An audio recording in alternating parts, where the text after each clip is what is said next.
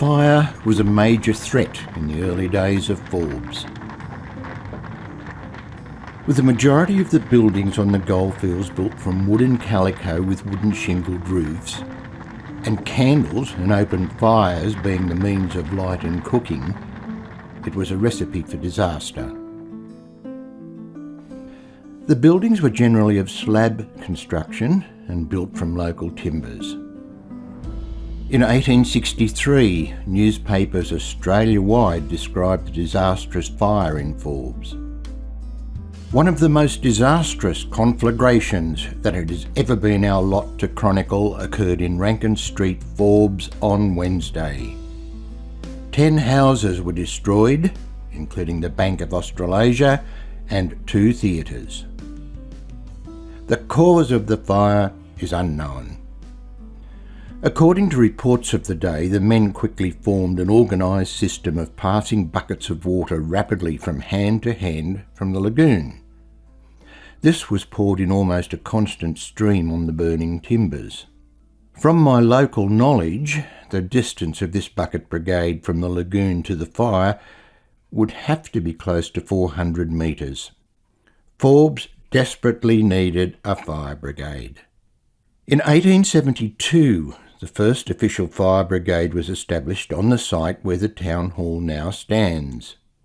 Mr. Walter T. Coonan, MLA and local solicitor, was the first captain. There were 2 companies, each of 20 men, and they were equipped with hand-drawn carts. No water was laid on, and the men had to pump from wells or other supplies that were handy. When it was decided to build the town hall, the brigade shifted to Sheriff Street. The brigades were supported by the council and supposedly by insurance companies. However, this arrangement did not always work. At one stage, the firemen threatened to not put out fires that were covered by the insurance companies. In 1891, there was a major boost to the brigade when tenders were called for a new fire station. The architect for the building was Mr. Gordon McKinnon. He was the same person who designed our town hall. And what a magnificent building it was, with its beautiful facade and imposing observation tower. Situated next to the post office, it appears in many of the old photographs of the era. Even after the brigade had been in residence at these quarters for some years, they were still having problems getting proper equipment. An article from the Forbes Advocate in December 1911 gives an overview of the brigade and its equipment, and also mentioned that there was a branch station at Forbes North. However, and I quote, "There is no horse to convey the firemen and gear to a fire, and so they have to either commandeer a horse or run like a gang of convicts, sometimes for miles." It's interesting that the nearby town of Parkes managed to get a horse for themselves. Even in those days, the brigade maintained a high standard and even held a demonstration here in 1905, with Fireies statewide attending. I suppose they would probably have to be fit, seeing they didn't have a horse. Going by this photo, the Forbes Brigade eventually got some decent equipment. The date, unfortunately, is unknown. A new era arrived in 1925 when, after much lobbying, the Forbes Fire Brigade received a motorised fire engine. It was a Garford Hale, and according to the Advocate newspaper of June 1925, it was a big red engine with silent running motor and a speed of 30 miles per hour. It was capable of pumping 350 gallons per minute. The engine was demonstrated by washing down our town hall, but it was indeed a great boost to the town and the Fireies as well. Sadly, the situation arose that the fire station, already classed as being inadequate, was too small for the appliances. Reports of the day mention that the firemen had to get changed outside as there was not enough room for both them and the appliances. Our current fire station in Templar Street was commissioned and completed in 1928 at the cost of £3,350. The old fire station site was passed on to the council, but unfortunately the beautiful building was demolished. The new fire station had much better features, communication and amenities, as well as a lot more room for the engine and the fireman. By the late 1930s, however, the old Garford Hale fire engine was getting a bit weary and out of date. After much lobbying, a sparkling new Dennis engine arrived in 1940. This long-serving fire engine became an icon of our town and is still fondly remembered by both firemen and residents.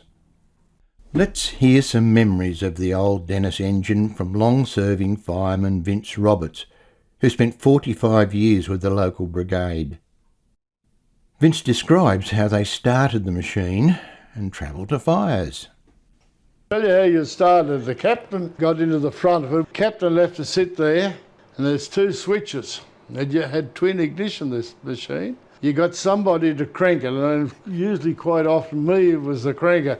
And you cranked it, they leave the switches off, and then you start cranking until you're actually lifting your feet off the ground, jumping it. And then he would flick the switch, and away it'd go. It always went. You used to have two sitting in the front and about four on the sides of it, and two standing up on the back. That was the crew. From the old to the new, 1861 to 1961, one of the first fire brigades, followed by this modern time fire engine.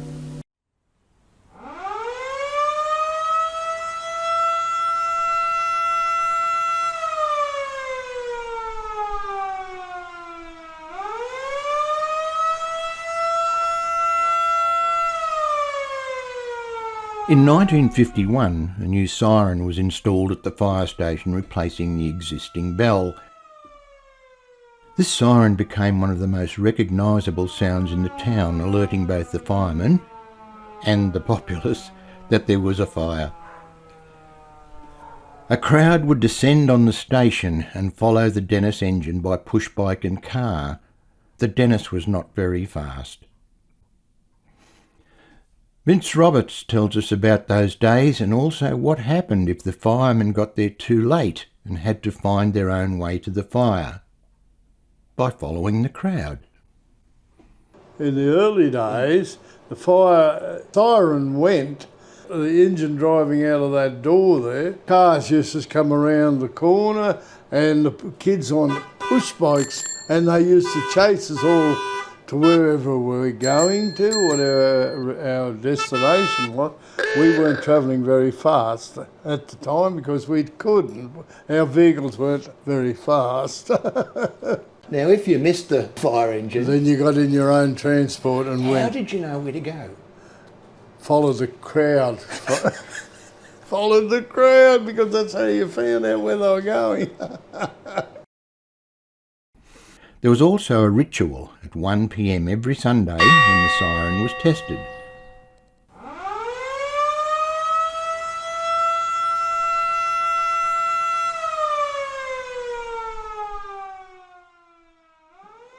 Tell us about 1 o'clock on Sundays. Siren always went at 1 o'clock on a Sunday afternoon. It was to get the men out of the pub to get home for lunch.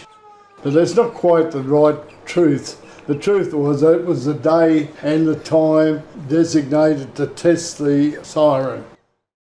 The siren is now unused and only sounded as a mark of respect when a member of the Forbes Fire Brigade passes away.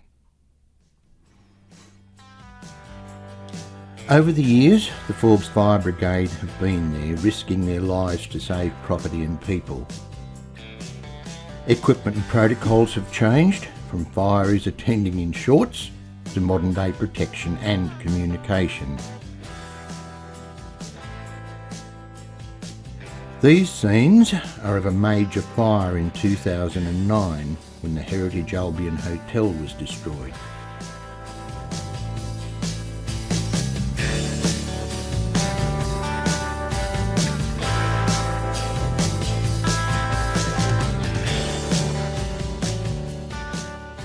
Our fire station is an attractive and architecturally pleasing building.